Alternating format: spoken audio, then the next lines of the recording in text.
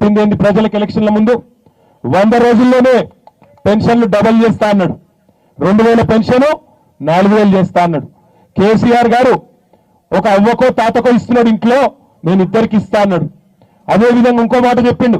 ప్రభుత్వ ఉద్యోగులుంటే వాళ్ళ తల్లిదండ్రులకు కూడా ఇస్తా అన్నాడు కేసీఆర్ ఒక్కరికి ఇస్తే నేను ఇద్దరికి ఇస్తా అన్నాడు వచ్చిందా ఒక్కరికన్నా 100 రోజుల్లో చేస్తా 6 గ్యారెంటీలు అన్నాడు అయినా పెద్ద మనుషులకు 4000 మోసం మహిళా సోదరీమణులు మా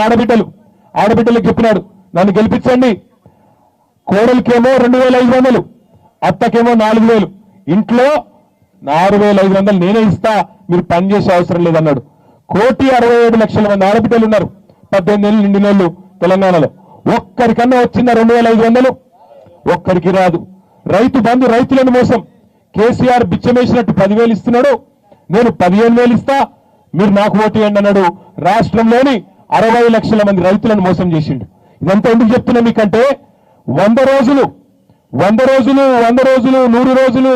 6 గ్యారెంటీలు అని ఊదరగొట్టి ఓట్లు వేయించుకొని స్టాంప్ పేపర్ల మీద సంతకాలు పెట్టి అఫిడవిట్లు దేవుడి ముంగట పెట్టి దేవుళ్ళ మీద ఒట్లేసి నేను డిసెంబర్ 9 నాడు చేస్తా 7 నాడు చేస్తా 15 ఆగస్టు నాడు చేస్తా అని రుణమాఫీ అని ఇంకోటని ఎన్ని హామీలు ఇచ్చి అవన్నీ పక్కకు పెట్టి ఇలా వచ్చి మూసి మీద పడ్డాడు ఎందుకో తెలుసా కుర్చీ కాపాడుకోవడానికి ఢిల్లీకి 1,50,000 కోట్ల రూపాయలలో ఢిల్లీకి ఒక 25,000 కోట్ల మూటను ఢిల్లీ కాంగ్రెస్ కు పంపడానికే మీ అందరినీ ఇవాళ ఇక్కడి నుంచి తరిమేసే ప్రయత్నం చేస్తా ఉన్నాడు మీ అందరికీ మేము ఇచ్చే మాట ఒకటే ఏది ఏమైనా సరే మేము జైలుకు పోయినా సరే ఆ బుల్డోజర్లకు అడ్డంగా మేమే వస్తాం మేమే ఉంటాం దయచేసి ధైర్యం కోల్పోకండి నేనేదో డైలాగ్ చెప్పడానికి రాలేదు ధైర్యం కోల్పోకండి 10 ఏళ్ళు హైదరాబాద్ ని కంటికి రెప్పలాగా కాపాడుకున్నాం 10 ఏళ్ళు ఒక్క రోజు కూడా కర్ఫ్యూ లేకుండా నేను హైదరాబాద్ లోనే పెరిగినోని నేను హైదరాబాద్ లోనే స్కూల్కి పోయినోని హైదరాబాద్ లో నేను చిన్నప్పుడు ఎట్లుంటుండేనో ఇదే కాంగ్రెస్ పాలనలో నాకు తెలుసు హిందువులు ముస్లింలు అన్నదమ్ముల్లాగుండే హైదరాబాద్ లో కాంగ్రెస్ ప్రభుత్వం ఎప్పుడొచ్చినా గొడవలు అవుతుండే గణేష్ చతుర్థి అంటే కర్ఫ్యూ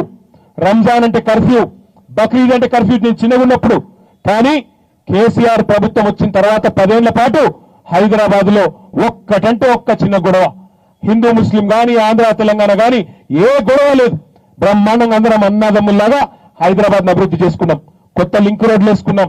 కొత్త ఫ్లైఓవర్లు కట్టుకున్నాం కొత్తగా ఐటీ కంపెనీలు తెచ్చుకున్నాం భూముల విలువ పెరిగింది బ్రహ్మాండంగా ప్రజల సంపద పెరిగింది అందరిలో ఒక ధీమా పెరిగింది ఇప్పుడే ఒక చెల్లె చెప్తా ఉంది నేను మా ఆయన ఇద్దరం మా పిల్లలు 3 ఏళ్ల పిల్లలు 5 ఏళ్ల పిల్లలు మేము వాళ్ళ కోసం కష్టపడుతున్నాం 60 లక్షలు మా మొత్తం కుటుంబం ఆస్తి విలువ